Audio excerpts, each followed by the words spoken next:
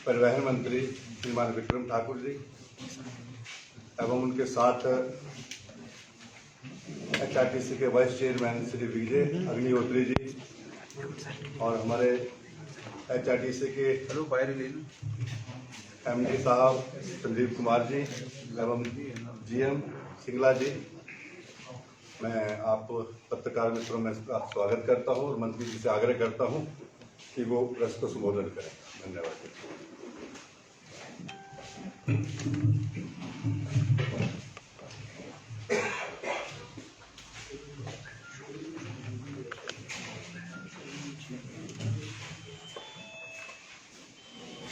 प्रिय मित्रों, आज धर्मशाला में बोर्ड ऑफ डायरेक्टर्स की मीटिंग थी HRTC की, और उसके साथ साथ जो हमारे पीस मील वर्कर्स हैं जिनको हमने कॉन्ट्रैक्ट पे किया है, उन्होंने एक तरह से धन्यवाद करने के लिए एक कार्यक्रम रखा था।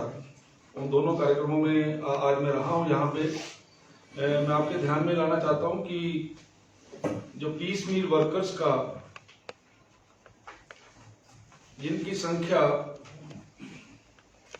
983 बनती है, और पीस मील वर्कर्स की किसी भी प्रकार की कोई पॉलिसी नहीं थी इस वर्तमान सरकार में। आदरणीय श्री जयराम ठाकुर जी ने इनको जो अनुबंध पे जो है वो परिवर्तित किया है, और इसमें से 754 को जो है वो हमने कॉन्ट्रैक्ट पे ले लिया है, और जो बाकी 229 बचते हैं, जैसे जैसे पोस्टें खाली होती जाएंगी, और मुझे ऐसा लगता है कि प्रोबेबली सितंबर 2022 तक इन सबको जो है वो कॉन्ट्रैक्ट पे हम लोग ले लेंगे। हम पिछले लंबे समय तक कोरोना की महामारी के कारण सबसे ज्यादा अगर इफेक्ट हुआ है तो वो HRTC के ऊपर हुआ है। आज भी हम लगभग 1200 करोड़ रुपए की जो हमारी देनदारियां हैं, यानी हम कह सकते हैं कि 1200 करोड़ रुपए के घाटे पे इस समय हैं। और उसमें मैं आपको ये बताना चाहता हूं कि इस सारे बेड़े को चलाने के लिए हमारे आदरणीय श्री जयराम ठाकुर जी की सरकार ने एक बहुत बड़ा अनुदान हमें दिया है, बहुत मदद की है। और उसमें एक ही फिगर अगर 2021-22 की देखें तो 673 करोड़ रुपया जो है वो सरकार की तरफ से HRTC को चलाने के लिए मिला है। ये इतिहास में जब से हिमाचल प्रदेश बना है तब से आज तक इतना बड़ा अमाउंट जो है वो हम लोगों को HRTC को नहीं मिला है। उसके अलावा जो सेवानिवृत्त कर्मचारी हैं उनको उनका जो महंगाई भत्ता है वो हमने 113% से बढ़ाकर 159% किया है, जिससे लगभग 14 करोड़ रुपए का जो वित्तीय बोझ है वो प्रति वर्ष पड़ेगा। इसी तरीके से एक काम और भी किया गया है इसमें कि जो हमारे एम्प्लॉइज रिटायर्ड हो जाते थे उनको पेंशन के लिए 6-6 महीने लगते थे। हमने इस बात को सुनिश्चित किया है कि जो रिटायर्ड एम्प्लॉइज हैं उनको अतिशीघ्र, यानी जैसे आज रिटायर हुए हैं तो 1 महीने के अंदर अंदर हम उसकी पेंशन की अदायगी जो है वो सरकार ने करनी शुरू कर दी है। और सेवानिवृत्त कर्मचारियों की बड़े लंबे समय से डिमांड है कि उनके बहुत से एरियर्स हैं जो उनको मिले नहीं।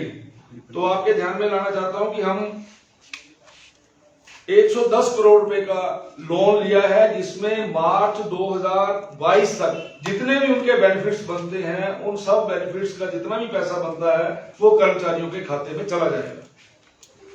पिछले 4 वर्षों में हमने 3510 कर्मचारियों की नियुक्ति की है और 1220 कर्मचारियों को प्रमोट किया है, और उसके साथ साथ 3467 कर्मचारी जो हैं वो नियमित किए गए। इसी तरीके से आज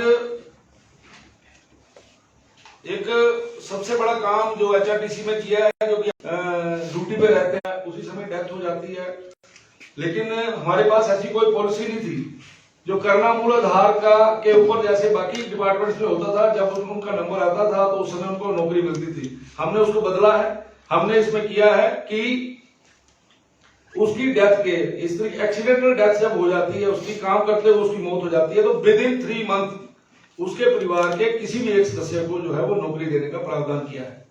आज जो हमारी बीओसी की मीटिंग हुई है, बीओडी की मीटिंग हुई है, उसमें सबसे बड़ा फैसला हमने ये किया है कि हमने छठा पे कमीशन जो है वो उसको हमने अडॉप्ट किया है और ये जो रिवाइज पे है वो हम 2 या 3 महीनों के अंदर अंदर ये जो हमारे रेगुलर्स हैं या पेंशनर्स हैं उनको 2 और 3 महीने के अंदर अंदर हम इनको जो है रिवाइज पे देंगे, जिसके कारण से लगभग 400 मंथली 12 करोड़ रुपए का जो है वो एडिशनल जो है वो हम पे पड़ेगा। और इसी तरीके से आज हमने बीओडी की मीटिंग में सैद्धांतिक रूप पर जो सरकार ने फैसला लिया है कि 50% महिलाओं को 1 जुलाई से एचआरटीसी की बसेस के अंदर आधा किराया लगेगा, उसको भी हमने आज ये इसको जो उसको हमने लिया है। जो इंटरस्टेट जो हमारी स्टेट के अंदर चलने वाली बसेस हैं उसमें महिलाओं को 50% जो है वो डिस्काउंट दिया जाएगा। इसके अलावा एक नया काम हमने किया है, उसमें हिंद धारा नाम से एसी बसेस जो पहले कभी एचआरटीसी के बेड़े में नहीं आई हैं वो उन बसेस को इंट्रोड्यूस किया है और उसमें हमने लगभग बाकी स्टेट्स की जो बसेस चलती हैं उसमें 25% इंक्रीज है किराए का, एसी बसेस की बात कर रहा हूं, लेकिन हमने उसको 20% के ऊपर आज जो है उसका फैसला लिया है। जो फिक्स्ड मेडिकल अलाउंसेस लेते हैं उनका अलाउंस 250 रुपए मिलता था महीने का, उसको हमने 400 रुपया जो है वो कर दिया है।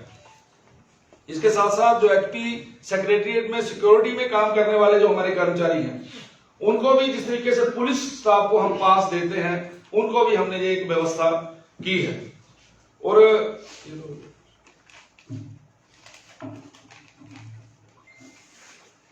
स्टेट गवर्नमेंट ने अभी जो आने वाले दिनों में जैसे अभी हम 205 नई बसेस खरीद रहे हैं, अभी उसमें से 60 के करीब बसेस आनी बाकी हैं, लेकिन उसके साथ साथ सरकार ने एक और नया फैसला लिया है कि हम इस बेड़े में 360 नई बसेस जो है उसको हम करेंगे। तो वो फैसला भी हमने ले लिया है और आने वाले दिनों में 360 बसेस के ऊपर जो है वो टेंडर प्रक्रिया शुरू हो जाएगी और विद इन 1 मंथ और 1.5 मंथ नई जो 360 बसेस जो है वो इस बेड़े में शामिल हो जाएंगी।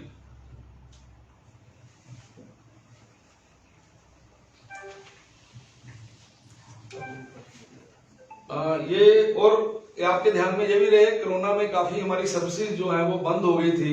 इस समय हमने 90% के करीब जो है वो सर्विसेज जो है वो रिस्टोर की हैं और लोगों की मांग के ऊपर अंतर्राष्ट्रीय हवाई अड्डा हमारा जो चंडीगढ़ है वहां से हमने शिमला के लिए, धर्मशाला के लिए और इसी प्रकार से शिमला से कटरा के लिए नई बसेस लगाई हैं। और आने वाले दिनों में भी जब भी हमें कोई डिमांड्स आएंगी तो वोल्वो बसें वहां भी हम इंट्रोड्यूस करेंगे। यही आज की हमारी जो मीटिंग हुई है उसके कुछ फैसले थे जो मैं आपके बीच में बताए हैं और किसी को कुछ और बात पूछनी है तो पूछ सकते हैं। आपने कुछ दिन पहले देरा में भी नाके लगाए थे, प्राइवेट वोल्वो बसेस को पकड़ा भी था जो अवैध तौर पे चल रही थी। अभी भी वो बसेस लगातार चलती हैं तो कुछ बसेस को आपने डीबार भी किया था, तो उसके लिए क्या आपकी कोई प्लानिंग है? इनको रोकने के लिए स्थायी कोई नीति है ऐसी? जिस समय के ऊपर किसी प्रकार की ऐसी कंप्लेंट्स आती हैं तो ये आप देरा की बात कर रहे हैं, देरा के बाद मैंने मंडी में भी इसी प्रकार से एक रात वहां लगाई थी इस काम के लिए। और आप बिल्कुल ठीक बोल रहे हैं कि जो बसेस चलती हैं, प्राइवेट वोल्वो बसेस चलते हैं, उन्होंने किसी ना किसी प्रकार की कोई वायलेशन करते हैं और आपको इस बात की प्रसन्नता होगी कि हमने इन सारी चीजों को पकड़ा करने के बाद रेगुलराइज किया है और बहुत सी ऐसी बसेस हैं जिनको बॉन्ड कर दिया है जो चल ही नहीं पाएंगी।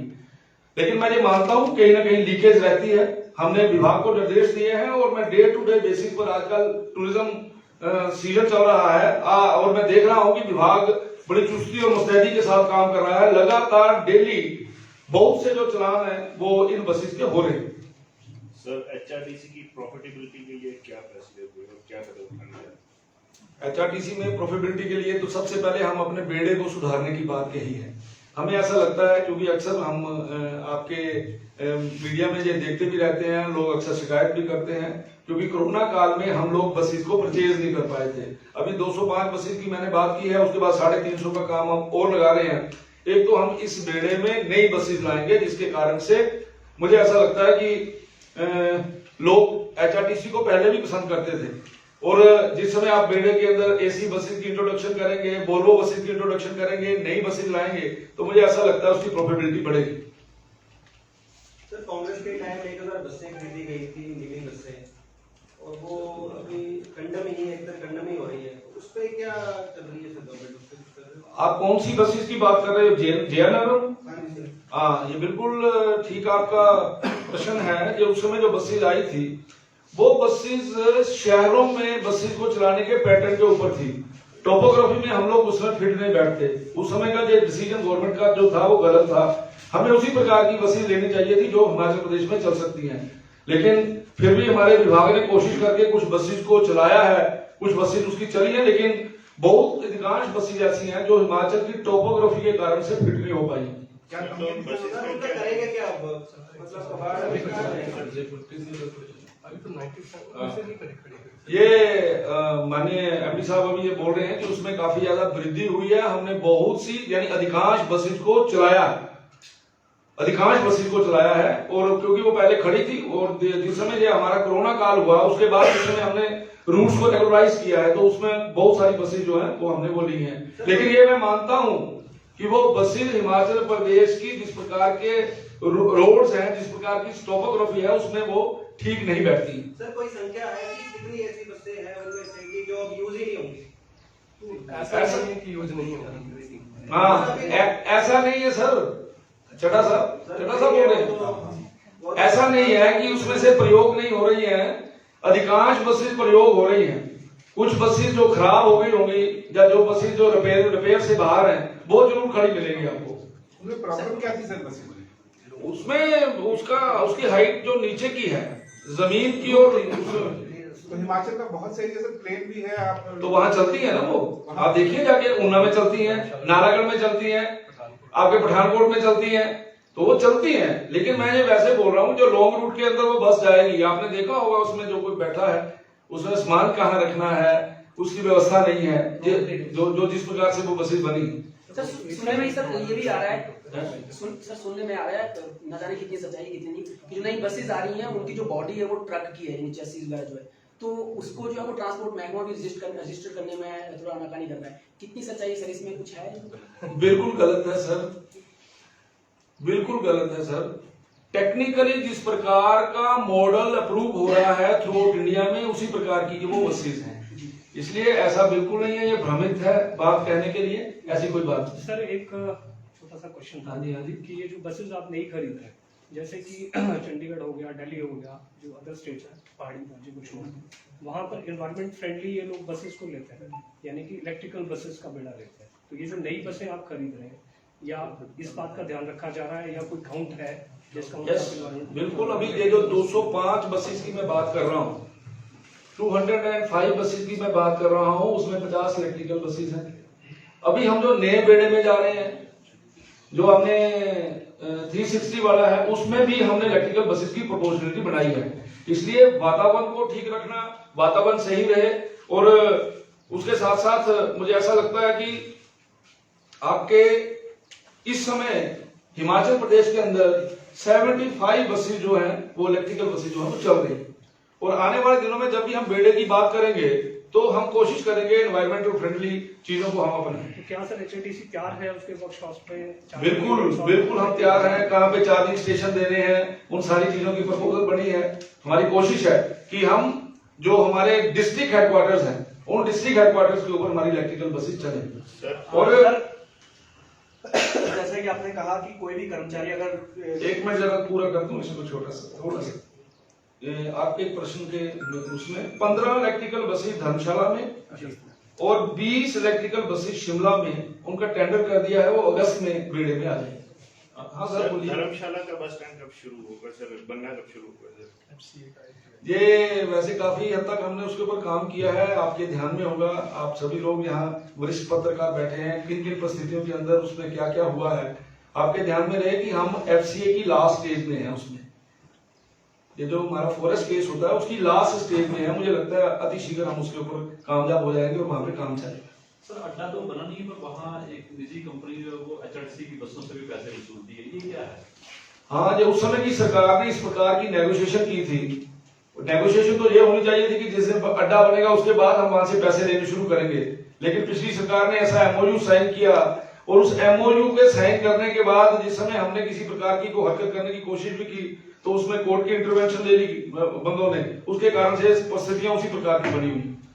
सर धर्मशाला और जो वर्कशॉप है एचआरटीसी की उसकी भी खस्ता है, काफी लंबे समय से ये मुद्दा चला हुआ है, उस पर भी कोई हल नहीं हुआ। आपके ध्यान में रहे कि ये जो हमारा स्मार्ट सिटी है उसमें धर्मशाला आता है, धर्मशाला की स्मार्ट सिटी के अंतर्गत हम नया वर्कशॉप जो है वो वहां पे उसको प्रपोजल हमने दी है और मुझे ऐसा लगता है उसके लिए 13 करोड़ रुपए का नया एक डिटेल प्रोजेक्ट रिपोर्ट हमने बना के दी है, अतिशीघ्र उसके ऊपर काम चलेगा और एक भव्य जो हमारी वर्कशॉप है वो यहाँ बनेगी।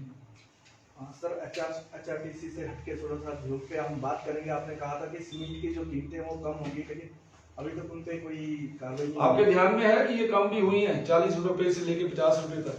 सर आपने उसके बाद भी कहा था कि कम नहीं, ये तो लेटेस्ट हुई है सर, ये उससे आपकी बात प्रश्न बिल्कुल सही है। कीमतों के विषय पे मैंने पहले भी ये बोला था कि जो सीमेंट है उसके ऊपर सरकार का नियंत्रण नहीं होता, लेकिन उसके आगे आपका प्रश्न ये होता है कि सरकार का नियंत्रण नहीं होता लेकिन रॉ मटेरियल जो है वो हिमाचल प्रदेश से ही जाता है। ऐसा नहीं है, बहुत सा मटेरियल ऐसा है जो उनको बाहर से मंगवाना पड़ता है जिसके कारण से उसकी कीमतें बढ़ती हैं। लेकिन ये बड़ा अनफॉर्चुनेट है कि सीमेंट की कीमतें केवल और केवल, देखो आपके ध्यान में रहे, थ्रू आउट इंडिया जो कीमतें बढ़ी हैं उससे आधी कीमत हिमाचल प्रदेश में बढ़ी है, लेकिन वो भी बढ़नी चाहिए। ऐसा ना सर 50 रुपया बढ़ के और 40 रुपए कम होके कहीं ना कहीं तो कीमत बढ़ी है। नो डाउट, मैं तो मान रहा हूँ आपकी बात, लेकिन मेरा उत्तर यह है कि हमारा उसके ऊपर नियंत्रण नहीं। सर क्या कारण है कि जो एचआरटीसी की वोल्वो है उसका किराया प्राइवेट वोल्वो से ज्यादा है? शायद आप लेटेस्ट गए नहीं है उनने, हमने भी वैसा ही कर दिया है जैसा उनका किराया है। मैं बताता हूँ ना कैसे है। आप किसी प्राइवेट एचआरटीसी की वोल्वो में जाते हैं तो उसके ऊपर लिखा होता है कि हम इसका किराया 735 रुपए दे रहे हैं, लेकिन वो 3 सीटों का ही होता है। उससे अगली सीट का किराया 810 है, उससे अगली का 835 है, उससे अगली का 875 है। हम भी उसी पैटर्न के ऊपर काम कर रहे हैं और हम कामयाब हो रहे हैं और हमारी भी सवारी जो है वो बड़ी। सर हिमाचल प्रदेश की बात की जाए तो बहुत से अपर के क्षेत्र जो हिमाचल के वहाँ पे नए रूट बनाए गए, नई सड़कें बनाई गई हैं, तो वहाँ पे किस तरह से जो है एचआरटीसी नई बसें चलाएगा या जो पुराने रूट हैं उसी पे बसें चलेंगी? हाँ, पूरे हिमाचल प्रदेश में नई सड़कों का जाल बिछा है। पूरे हिमाचल प्रदेश में विकास हुआ है पिछले 4.5 वर्षों में, इसलिए जो रोड पास होते हैं जहां से लोगों की डिमांड आती है वहां पर हम गाड़ियां दे रहे हैं। और आपके ध्यान में रहे जो हमारे रूट्स हैं, ये जो आप रिमोट एरिया की बात कर रहे हैं, हिमाचल प्रदेश में आज रिमोट एरिया के अंदर चलने वाली जो बस है उसका सबसे ज्यादा प्रॉफिट हो रहा है। ये 110 रुपए पर किलोमीटर मिल रहा है हमें जिस्पा दिल्ली। तो हम कोशिश में है कि जो क्षेत्र ऊपर के जो क्षेत्र हैं जहां पे लोगों को कठिनाई होती है, जहां जहां भी एचआरटीसी के लिए डिमांड आती है हम उसको पूरा कर रहे हैं। तो स्पेशली बात की जाए लाहौल स्पीति, किन्नौर और चंबा को लेके, तो वहाँ पे बहुत से रूट जो है नए बनाए गए हैं, बट अभी तक वहाँ पे बसें नहीं चली। ऐसा क्यों नहीं है, मेरे को नाम बताइए सर। अभी 5 टेम्पो ट्रैवलर हमने चंबा में भेजे अभी जस्ट सर, वो जो डिमांड थी वहां की ना वो हमने भेजे हैं। लेकिन फिर भी आपको अगर ऐसा लगता है कि कहीं पर बड़ा ज्यादा जरूरी है तो कहेंगे, मुझे बताएंगे तो मैं कर